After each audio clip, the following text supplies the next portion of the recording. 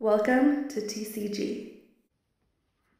Welcome everyone, and thank you for tuning in to Tapcast Go.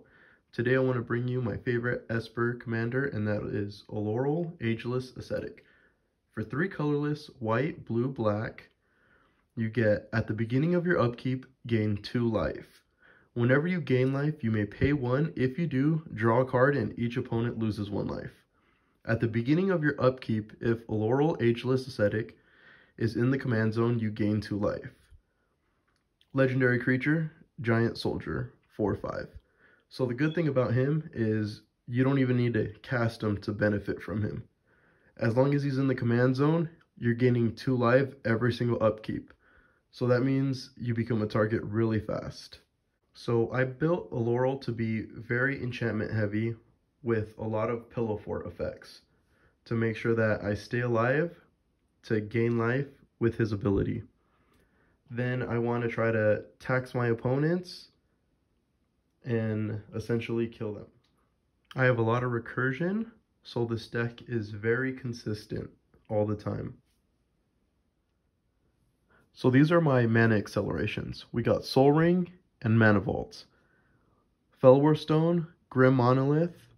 We're running the 3 Signets, Azorius, Dimir, Orzhov, and the 3 Talismans, Hierarchy, Dominance, and Progress, with Gilded Lotus as our big drop. All of these allow for me to have a fast start so that I could keep up with all the green decks my opponents have. And I run Chalice of Life, Bloodthirsty Blade, and Mirage Mirror.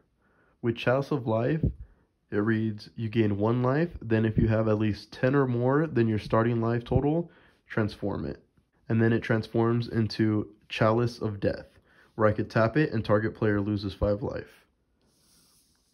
With Bloodthirsty Blade, I could equip it to target creature. It gets +2, +0, and is goaded. I could pay 1 to attach it to target creature an opponent controls, activate this ability only time I could cast a sorcery. So goaded means it attacks each combat if able and attacks a player other than you. So I like playing this card because I could create hostility between the other players since they can't attack me. Then with Mirage Mirror, I could pay 2 and have it become anything I may need on the battlefield. An artifact, a creature, an enchantment, or a land until end of turn. So with Bolas Citadel, I could look at the top card of your library anytime. You may play the top card of your library. If you cast a spell this way, pay life equal to its converted mana cost rather than pay its mana cost. Then I could tap it, sacrifice 10 non-land permanents. Each opponent loses 10 life. So since I gain so much life, I could essentially cast whatever's on top without worrying about it. Then I play Aetherflux Reservoir. Whenever you cast a spell, you gain 1 life for each spell you cast before this turn. Pay 50 life. Aetherflux Reservoir deals 50 damage to target creature or player. Then I have Sensei's Divining Top. 1, look at the top 3 cards of your library, then put them back in any order. Tap it, draw a card, then put Sensei's Divining Top on top of its owner's library.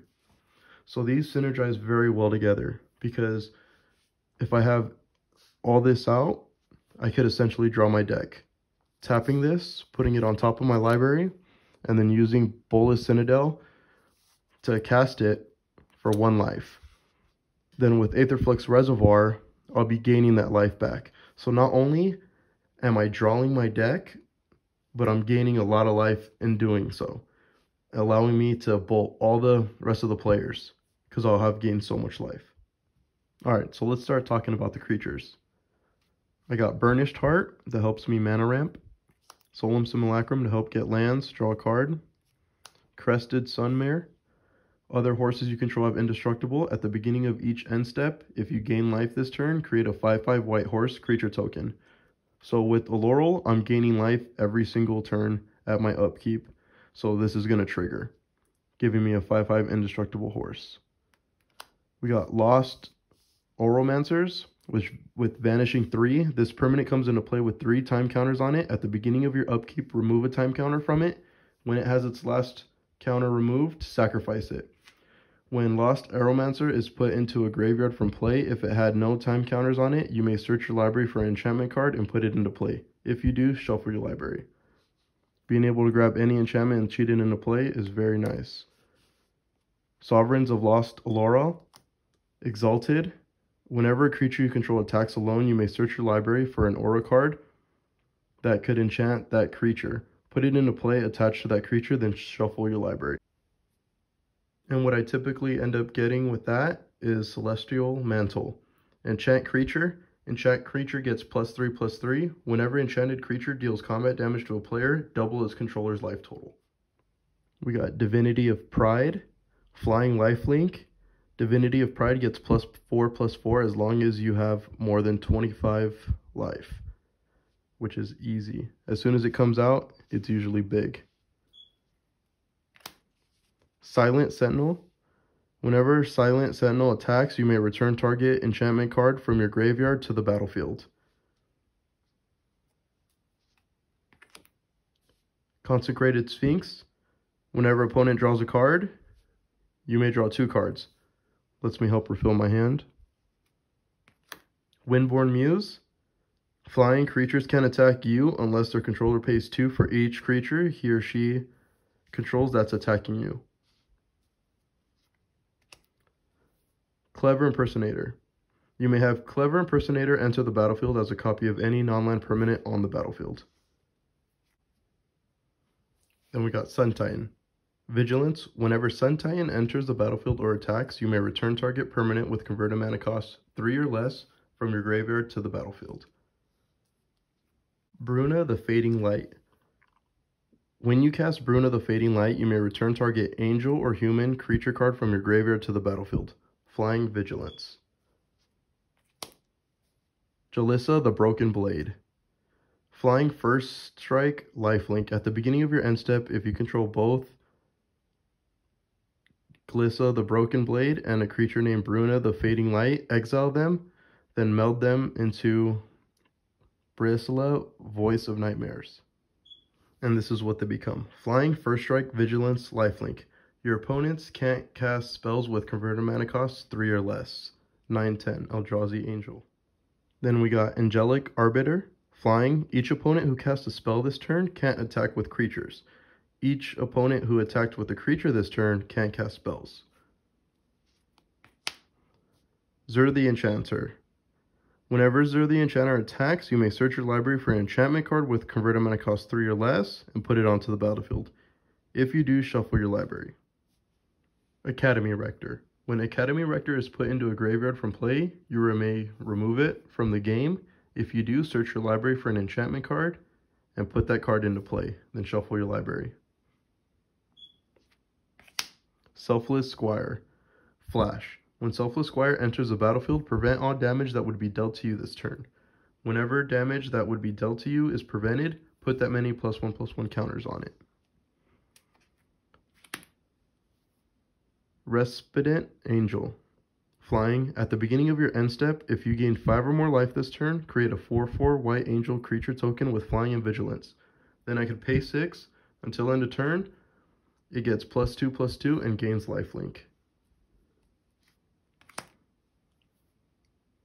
Resolute Archangel. Flying. Whenever Resolute Archangel enters the battlefield, if your life total is less than your starting life total, it becomes equal to your starting life total. Serra Ascendant. For 1 mana, lifelink, as long as you have 30 or more life, it gets +5/+5 and has flying. When you get this out turn 1, you definitely become a target, but you gain life really, really fast. Campbell, Consul of Allocation. Whenever an opponent casts a non-creature spell, that player loses 2 life and you gain 2 life. Felidar Sovereign. Vigilance Lifelink. At the beginning of your upkeep, if you have 40 or more life, you win the game. In Commander, that's very easy to do. Now let's talk about some of the instants. We got Cyclonic Rift. Return target non-land permanent you don't control to its owner's hand. If you overload it, you may cast a spell for its overload cost. If you do, change its text by replacing all instants from target with each. So return each non-land permanent you don't control to its owner's hand. Teferi's Protection. Until your next turn, your life total can't change and you have protection from everything. All permanents you control phase out. Then you exile Teferi's Protection. Dispark. Exile target permanent with converted mana cost 4 or greater. Path to Exile. Exile target creature, its controller may search their library for a basic land card, put that card on the battlefield tapped, and shuffle their library. Swords to Plowshare. Exile target creature, its controller gains life equal to its power. Kaya's Guile. Choose 2. Each opponent sacrifices a creature. Exile all cards from each opponent's graveyard. Create a 1/1 white and black spirit creature token with flying. You gain 4 life, or I could pay 3 and choose all if I pay the entwine cost. Herald's Intervention. Choose 1. Destroy X target artifacts or enchantment, or target player gains twice X life.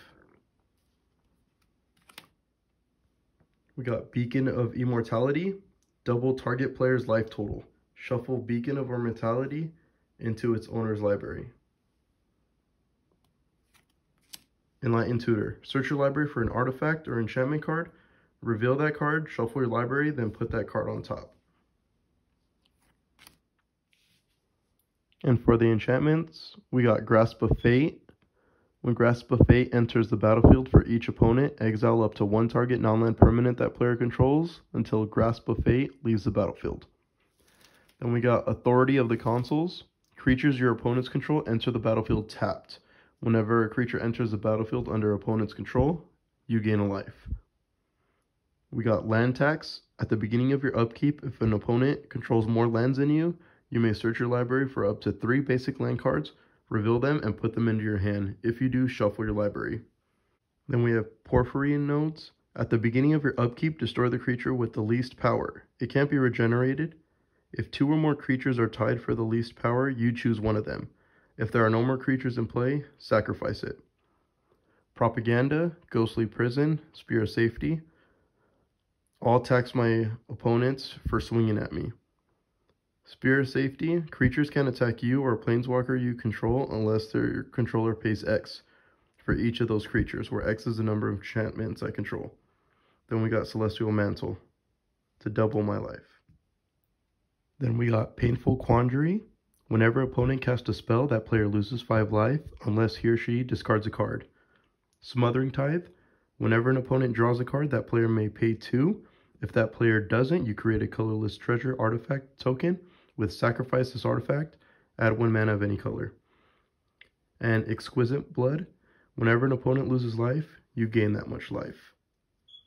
Then we got Mirror Maid. You may have Mirror Maid enter the battlefield as a copy of any artifact or enchantment on the battlefield. Estrid's Innovation.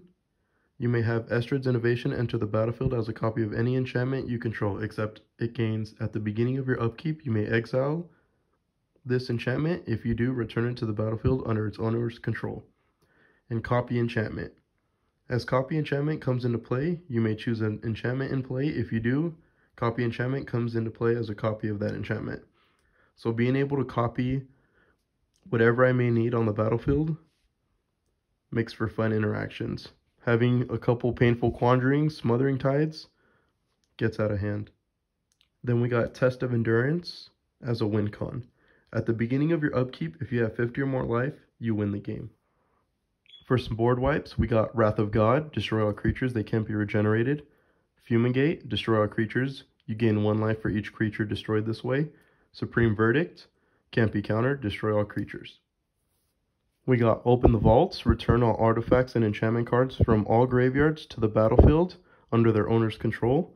Replenish, return all enchantment cards from your graveyard to play. Dance of the Manse, return up to X target artifacts or non-aura enchantment cards, each with converted mana cost X or less, from your graveyard to the battlefield. If X is 6 or more, those permanents are 4/4 creatures in addition to their other types. Sivin's Reclamation, return target permanent with converted mana cost 3 or less from your graveyard to the battlefield. If this spell was cast from the graveyard, you may copy this spell and may choose new targets for the copy, flashback, for 5 mana. And Idyllic Tutor. Search your library for an enchantment card, reveal it, and put it into your hand, then shuffle your library. For some of the lands, we have 4 of each basic land type: swamps, plains, island. Now for the non-basic lands, we have, for the white black mana, Scrubland, Godless Shrine, Isolated Chapel. For our blue black, we got Underground River, Underground Sea, Sunken Hollow, Dark Water Catacombs, so that we have all of our colors: Arcane Sanctum, Command Tower. And for our white-blue, we have Glacial Fortress, Sea of Clouds, Peristream, A Darker Wastes, Nimbus Maze. For the utility lands, we have Celestial Colonnade, comes into play tapped, white-blue, 3 white and a blue until end of turn. It becomes a 4/4 white and blue elemental creature with flying and vigilance. It's still a land. Then we got Bajuka Bog. Enters the battlefield tapped. When it enters the battlefield, exile all cards from target player's graveyard. And Silent Clearing. Pay 1 for white or black. Pay 1, tap it, sacrifice it to draw a card. Thanks for taking the time to watch us. Hope you enjoyed. If you like the content, make sure to like and subscribe, ring the bell, leave a thumbs up, and comment down below who you'd like to see next.